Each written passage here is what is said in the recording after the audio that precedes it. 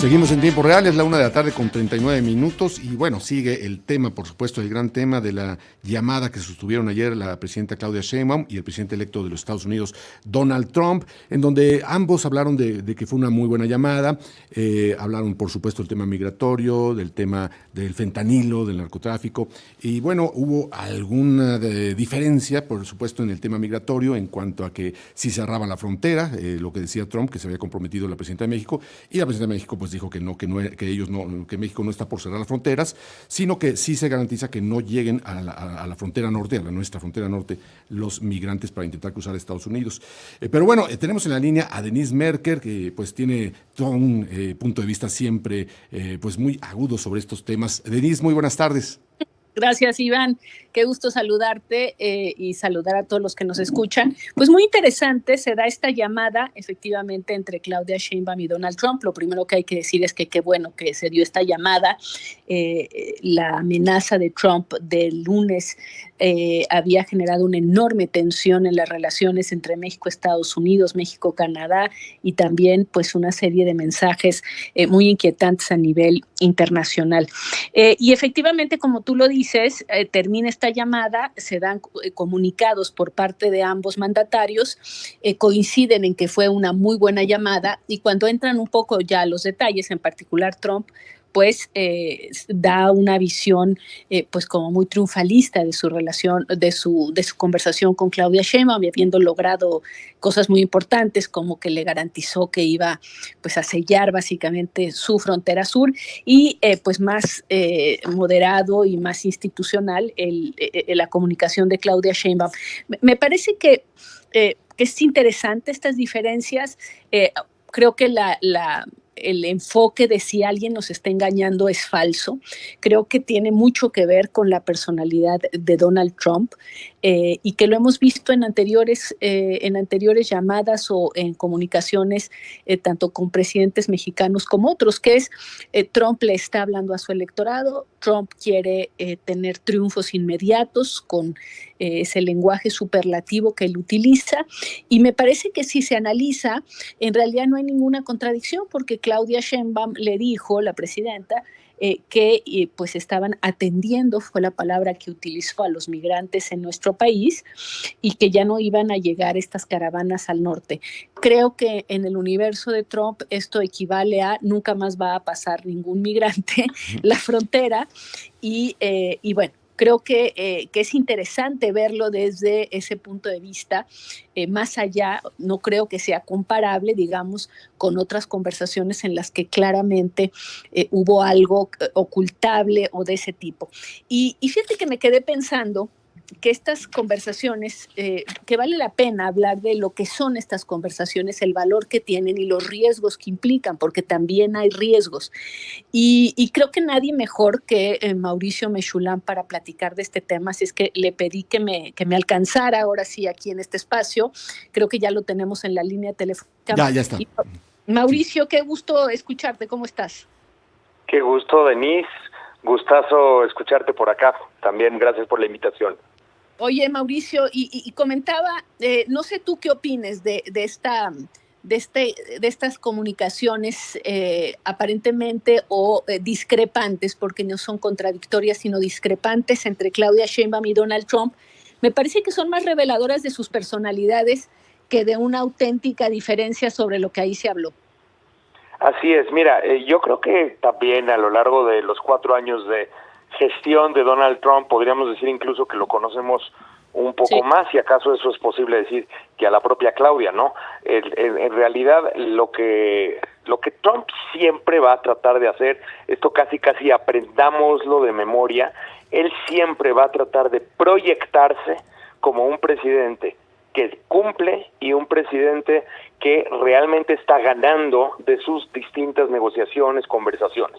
Para él no es tan importante los resultados materiales, si los mides técnicamente a partir de estadísticas o de otra manera, como el sentimiento, la sensación de que realmente él está cumpliendo y está avanzando. Y sí, efectivamente, como decías, tiene una audiencia interna a la que siempre le está hablando, pero también es importante señalar que tiene una audiencia externa a la que también siempre siempre le está hablando. Para él es muy importante que otros mandatarios, otras personalidades entiendan que él no es un presidente que va a jugar con su palabra, porque cuando haga una amenaza contra China o contra Corea del Norte o contra quien sea, esos otros actores deben entender que él sí va a cumplir y que él termina ganando a partir justamente de sus acciones maximalistas. Entonces, ¿qué sucede con Claudia? Bueno, que lanza este importantísimo bombardeo de las aranceles en contra de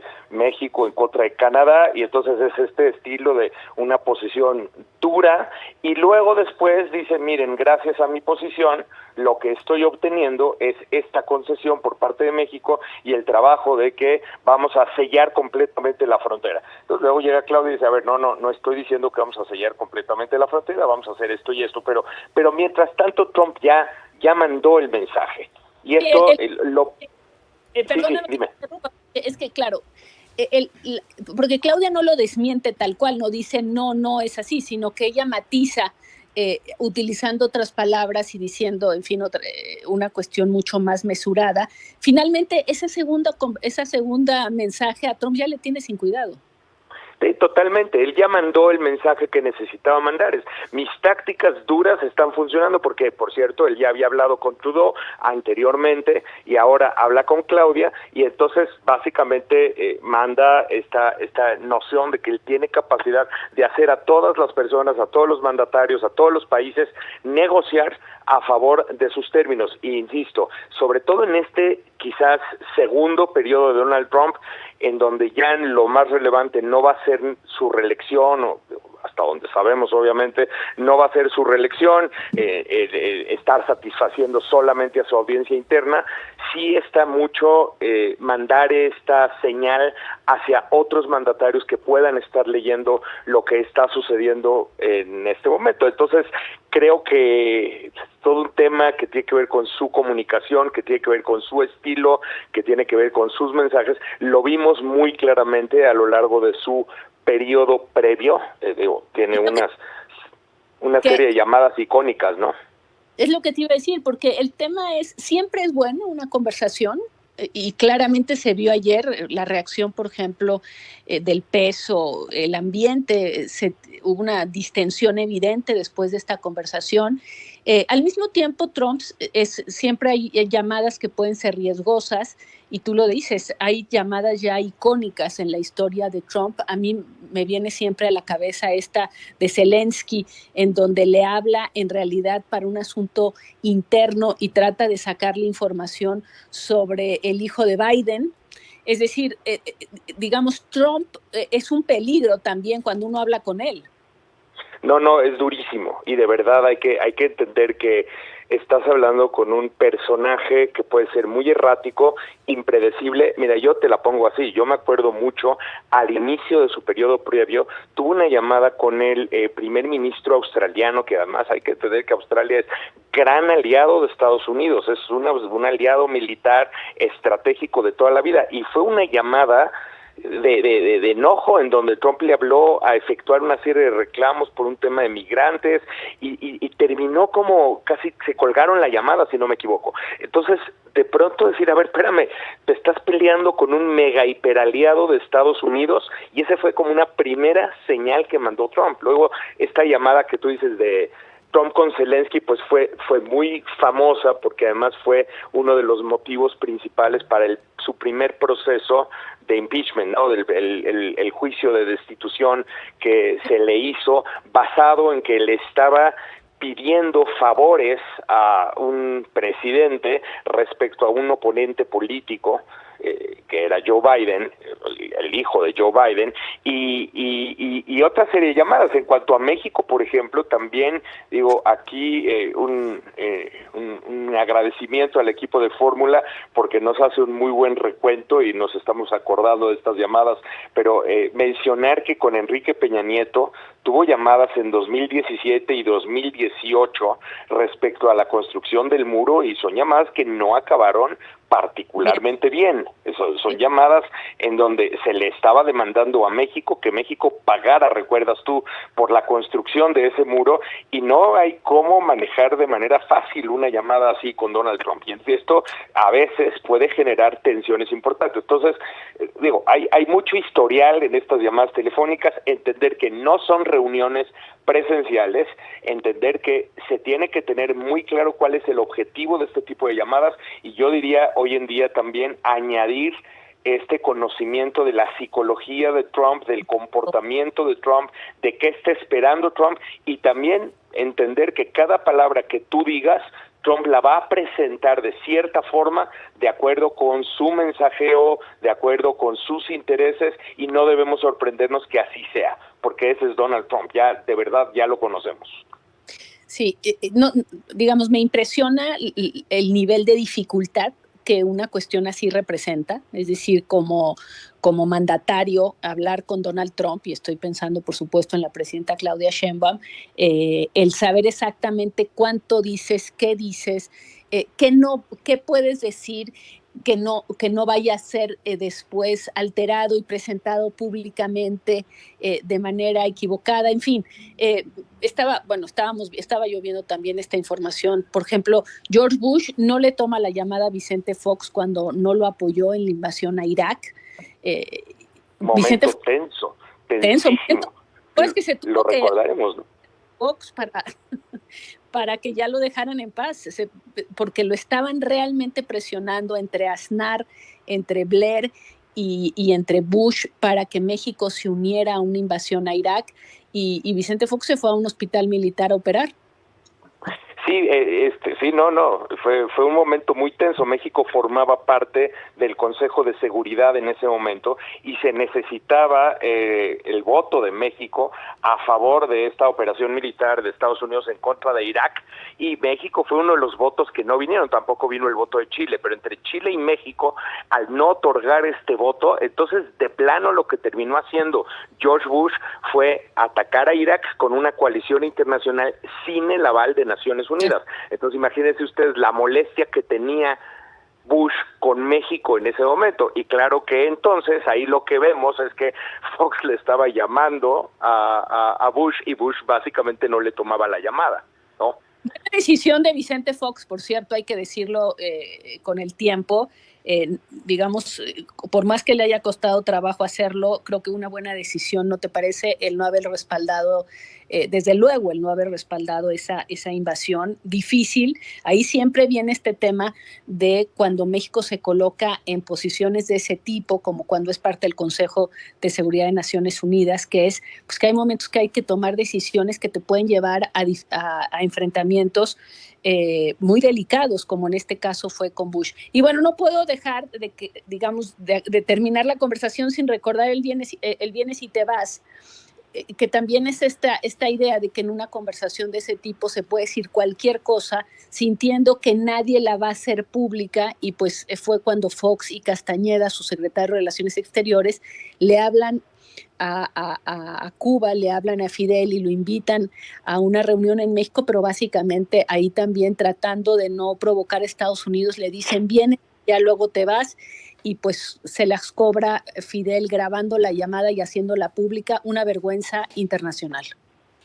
Sí, fue un momento también enormemente delicado, porque lo que hace Fidel, bueno, se metieron con un lobo de 7 mares, recordemos pues la personalidad de Fidel y su capacidad política y la capacidad de utilizar esta situación delicada política para devolverle el golpe a México, ¿no? Porque dice, a ver, me estás invitando, y dice, sí, no, es que sí te estoy invitando, pero cenas y te vas. Y entonces Fidel dice, a ver, ¿cómo? ¿Me voy a dónde? Sí, cenas y te vas, pues a la isla, sí, a la isla de Cuba. Entonces, básicamente, lo considera una ofensa, lo publica, y sí hace quedar a el entonces mandatario Fox bastante mal, y a Castañeda también. Oye, Denise y Mauricio, también pues recordar que no fue así luego que la publicó. Hubo varios días en que el gobierno mexicano, Jorge Castañeda, incluso recordamos esa conferencia de prensa donde decía, no hubo ninguna invitación, ninguna sugerencia, ningún pues para que se fuera, no, de ninguna manera. Que si tiene pruebas, que las demuestre. Varios días estuvo con eso de que si tienen pruebas, que las demuestren. Pues se las demostró. Sí, no, bueno, pero pues esto nos recuerda esto que decíamos de las llamadas. Mauricio, mil gracias por tomarme la llamada, por tomárnoslas aquí en tiempo real de Enrique Acevedo, te agradezco muchísimo. Creo que también nosotros vamos a tener, no solamente el gobierno, sino también nosotros como ciudadanos, como periodistas, que entender cómo van a ser estas conversaciones y esta relación con Estados Unidos, con el Estados Unidos de Donald Trump, que va a significar muchos momentos de esta naturaleza como los que hemos vivido en esta semana y cuando todavía ni siquiera ha llegado ya a ser oficialmente presidente. Pero justo, y muchas gracias por la invitación, solo este comentario final, creo que es una lección importante para el equipo de Claudia Sheinbaum de entender, primero que nada, cuándo hablas y cuándo mejor no hablas. Y si vas a hablar, entender perfectamente bien cuál es el objetivo, qué tipo de lenguaje vas a utilizar, qué puedes esperar de una respuesta de Trump o qué puedes esperar de la publicación de el mensaje de Trump al respecto de esa llamada y permanecer preparados en cuanto a cómo responder. Y me parece que son cosas en las que uno se tiene que preparar porque esto se va a repetir, sin duda. Esta sin duda valió la pena la conversación. Pero totalmente valió la pena. Definitivamente fue una conversación positiva, era necesaria. Si me hubieras preguntado a mí, definitivamente qué bueno que la hubo. Ya con Trudeau la había habido el día previo y entonces era importante que también México tuviera esta conversación directa porque pues estaba generando ya un nerviosismo enorme a partir de lo que Trump había dicho. Te agradezco muchísimo, Mauricio. Te mando un fuerte abrazo. Gracias a todo el equipo de Fórmula, de verdad. Y un saludo, Denise. Hasta pronto. Gracias. Bueno, pues ahí está. Creo que es interesante, me están diciendo y agradezco. Vamos a una pausa, Denise. Regresamos tantito, si nos esperas.